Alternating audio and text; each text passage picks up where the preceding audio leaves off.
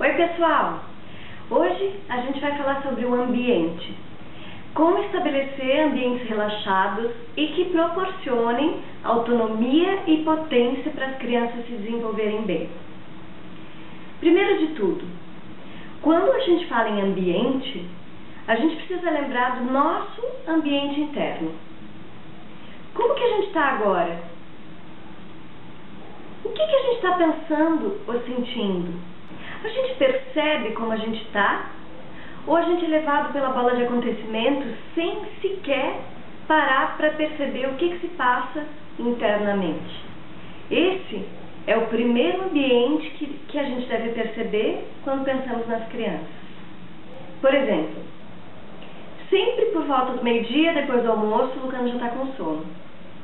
E aí, quando ele está com sono, ele começa a ficar agitado, pula para todo lado, começa a ficar irritadiço. Só que ele é uma criança, ele não percebe o que se passa. Ele começa só a manifestar que alguma coisa está errada com ele, sem perceber que ele está cansado, que ele está com sono. Então, eu tenho percebido que esse é o momento para levar o Lucano para descansar. Só que ele tem 4 anos, e as crianças de 4 anos não querem mais dormir de dia. Eles querem aproveitar para brincar, correr, pular, aproveitar o dia inteiro deles. Então eu tenho feito o seguinte: eu levo ele para o quarto, a gente senta na cama ou deita, e eu digo para ele: filho, vamos se acalmar, começa a respirar. Aí coloco a mãozinha dele no peito e digo: olha como seu coração está batendo rápido, vamos começar a acalmar. E aí ele, abre os olhos: nossa, meu coração está batendo muito rápido. Aí ele começa a perceber: realmente, estou agitado, mas ele não diz isso. Eu digo: olha, isso quer dizer que você está muito agitado. Então a gente começa a nomear para eles as coisas que eles estão sentindo, sem filtro, sem ameaça. Só dizer: olha, será que você não está cansado? Será que você não está agitado? E aí, gradativamente, à medida que eles forem amadurecendo, eles vão percebendo isso e vão conseguir identificar suas emoções para conseguir mudar isso e voltarem para o seu interior, fazerem novas escolhas de ação, que não seja ficar irritado ou agitado demais. Mas até que eles amadureçam para perceber os seus sentimentos, nós, adultos, precisamos respirar fundo, perceber o que está se passando com a criança e trazê-la de volta para que ela fique tranquila. Então, eu vou para o quarto com o Lucano e ele fica pulando em cima da cama. Em vez de bater de frente com ele para que ele se acalme, eu deixo ele pular um pouquinho mais. Não porque eu ache que ele ainda não esgotou todas as energias dele, muito pelo contrário. Quando ele começa a ficar assim e eu percebo que ele está cansado, ele já esgotou todas as energias dele. Mas como ele não percebe que ele está cansado e como ele quer brincar, ele não vai parar sem que eu traga a consciência dele para isso. Então eu não vou barrar a energia, porque aí eu vou fazer com que ele fique ainda mais agitado, lutando contra esse choque que eu estou colocando para ele parar. Mas eu vou me manter tranquila, vou esperar um pouco, vou respirar fundo e gradativamente vou trazendo ele para perto para que ele fique tranquilo. Aí quando ele pula bastante eu digo: filho, agora você acha que dá para respirar um pouquinho aqui com a mamãe? E aí ele vem, senta um pouco, aí eu falo: fecha os olhinhos, respira fundo, e aí eu faço.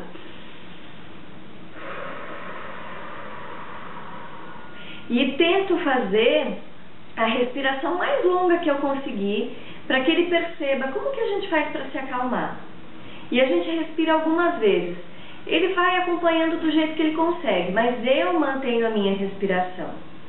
Assim, ele: já me acalmei? Eu digo: não se acalmou ainda, vamos com calma, respira um pouquinho mais, olha o seu coração, já parou de ficar agitado? Aí ele: não parou. Tá, então vamos respirar mais.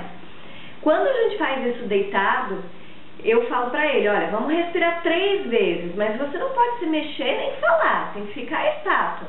E aí ele vai respirando. Se a gente estiver deitado, ele dorme no meio do processo. Se a gente está sentado, ele só se acalma. E aí daqui a pouco ele diz, mamãe, eu já tô calmo.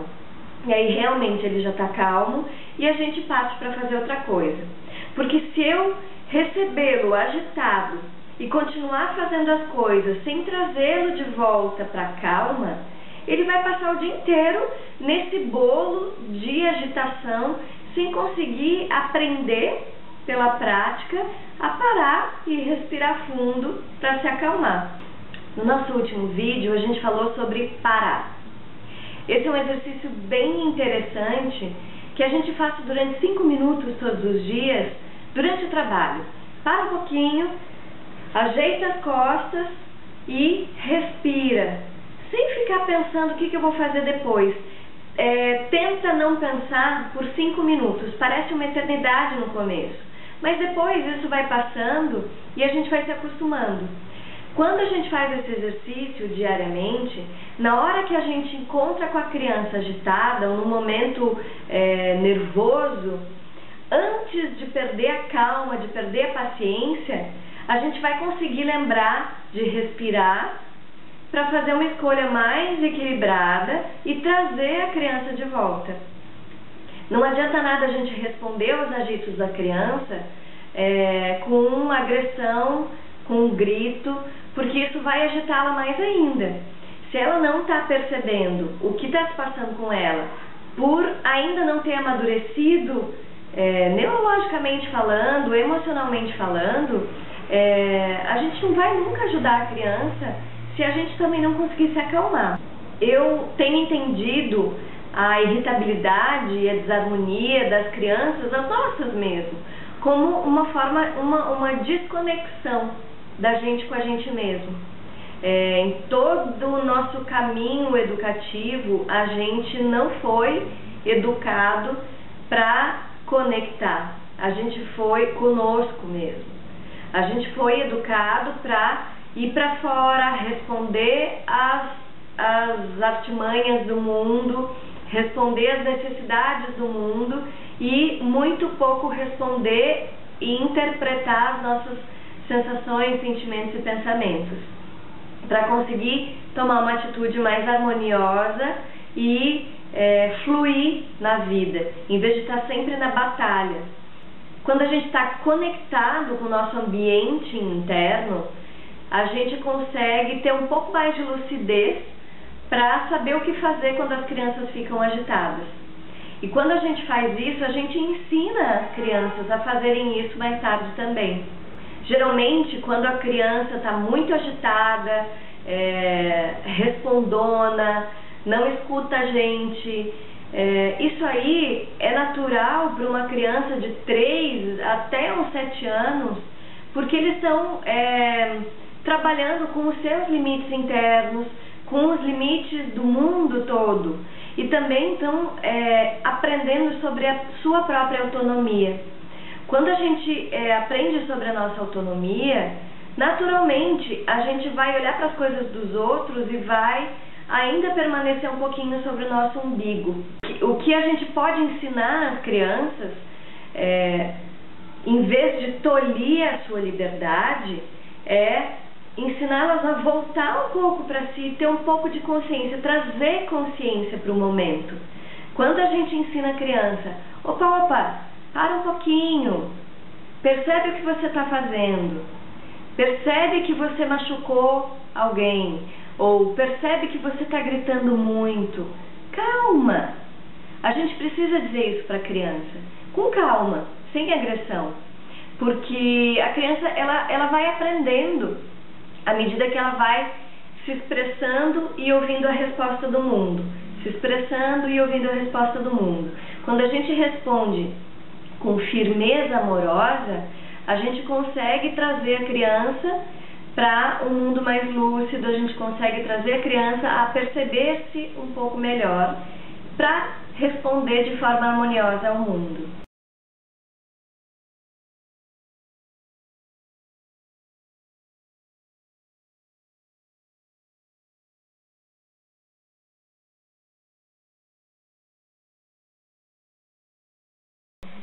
Eu saí do estúdio daquela nossa conversa sobre o ambiente interno e o ambiente externo e fiquei pensando uma coisa importante para falar para vocês.